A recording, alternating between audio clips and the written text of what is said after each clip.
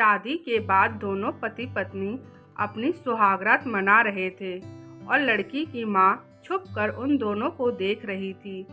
जब मयंक और उसकी पत्नी नज़दीक आए तो उन्हें खांसने की आवाज़ सुनाई दी, तो दोनों उठकर इधर उधर देखने लगे। जब मयंक ने देखा कि पर्दे के पीछे छिपकर उसकी सास सब देख रही है, दोनों में से किसी को भी नहीं पता था कि मम्मी यहाँ छुपी हुई है।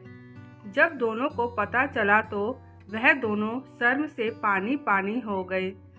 आज की कहानी सच्ची कहानी पर आधारित है।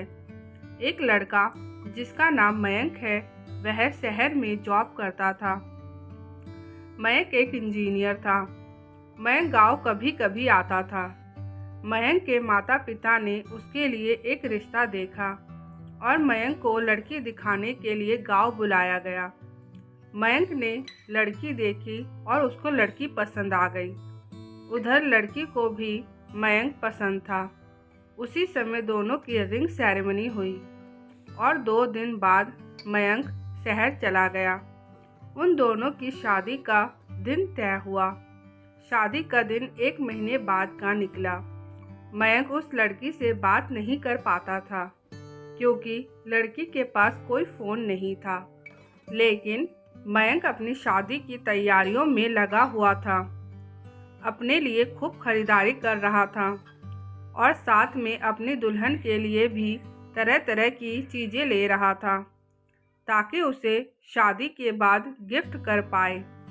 मयंक ने अपनी दुल्हन के लिए सुहागरात के दिन पहनने के लिए एक नाइटी भी खरीदी जो बेहद ही खूबसूरत थी। मयंक अपनी सुहागरात को लेकर बहुत ही एक्साइट था कि उस दिन अपने रूम को इस तरीके से सजाएंगे ताकि उस रात को हम कभी भूल ना पाए। मयंक ये भी सोच रहा था कि मैं अपनी दुल्हन को सुहागरात के दिन क्या दूंगा, तो मयंक उसके लिए एक गोल्ड की चेन खरीदता है। मयंक अपने ख्यालों में ये भी सोचता है कि मैं अपनी दुल्हन से क्या क्या बात करूंगा, उसको किस तरीके से प्रपोज करूंगा। लेकिन उसको क्या पता था कि उसके साथ क्या होने वाला है। अब मयंक की शादी को कुछ दिन ही बाकी था, इसलिए मयंक अपने ऑफिस से छुट्टी लेकर गांव आ जाता है। मयंक की शादी हो जाती है और मयंक अपनी दुल्हन को लेकर अपने घर आ जाता है। मयंक ने जैसा सोचा था ठीक उसी तरीके से उसने अपने रूम को बहुत अच्छे से सजाया। चारों तरफ कैंडल ही कैंडल लगाया और अपनी दुल्हन को वही नाइटी दिया जो खरीद कर लेकर आया था।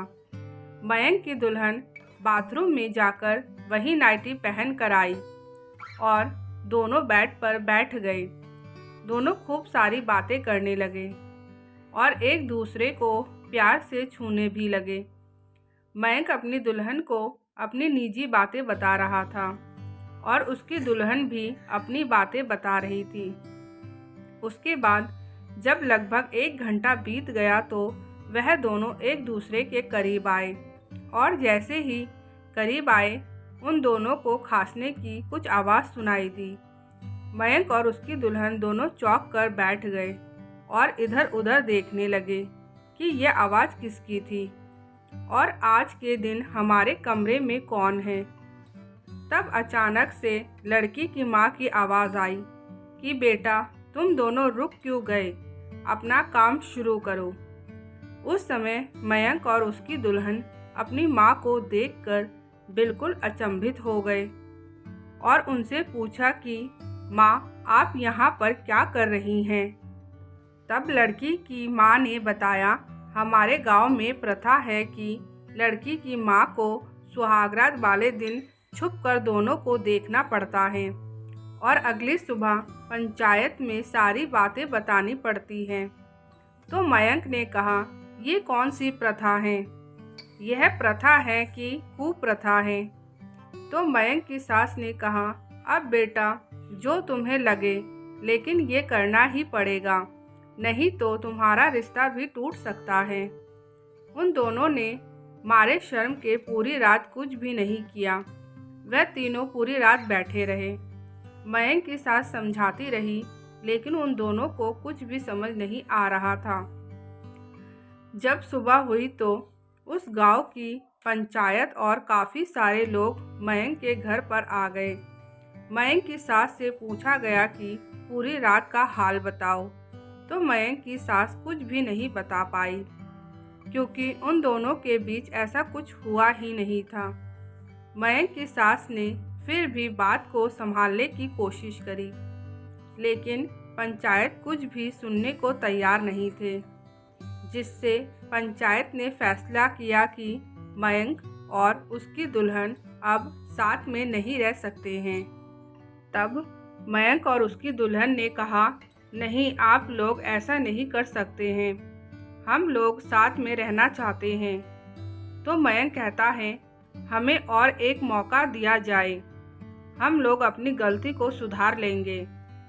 मयंक और उसकी दुल्हन को ना चाहते हुए भी अपनी मम्मी के सामने सब कुछ करना पड़ता है और अगले दिन उसकी मम्मी सारी कहानी पंचायत को बता देती है, जिस कारण मयंक और उसकी दुल्हन का रिश्ता बन जाता है। अगले दिन ही मयंक अपनी दुल्हन को लेकर शहर चला जाता है, क्योंकि मयंक को अपने गांव की यह प्रथा बिल्कुल भी अच्छी नहीं लगी। उस गांव का ये मानना था कि अगर पहली रात को पति पत्नी का रिश्ता ठीक है तो उनका रिश्ता टिक सकता है, नहीं तो उनका रिश्ता टूट जाना ही ठीक है।